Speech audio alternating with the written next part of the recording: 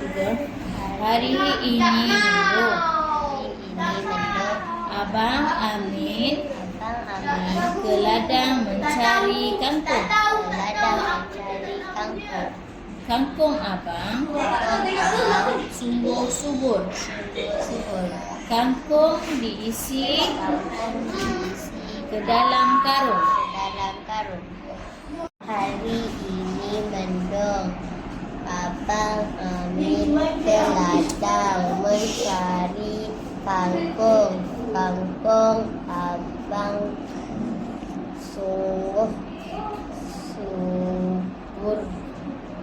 Kangkung diisi ke dalam karung. Okey Nufa, apakah idea utama dalam cerita pendek ni? Abang Okey, Abang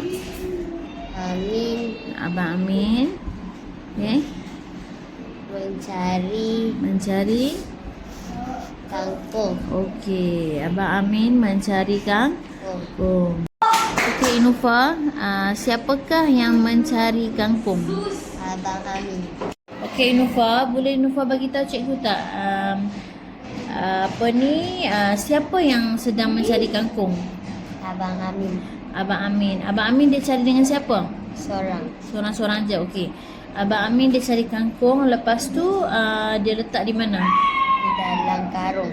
Okey, Abang Amin mencari kangkung nak letak di dalam karung. Nufa boleh tuliskan siapakah nama orang yang dalam petikan yang Nufa baca sebelum ni? Siapa? Abang Amin.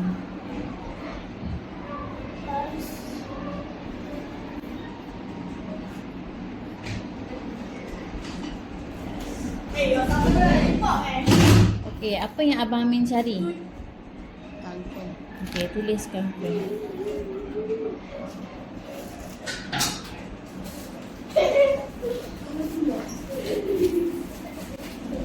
K-A?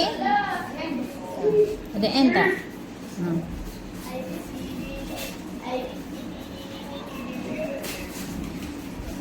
Okey, Abang Amin mencari kangkung, lepas tu masuk ke dalam mana?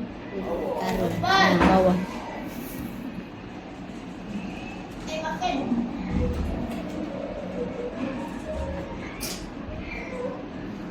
Okey, baik.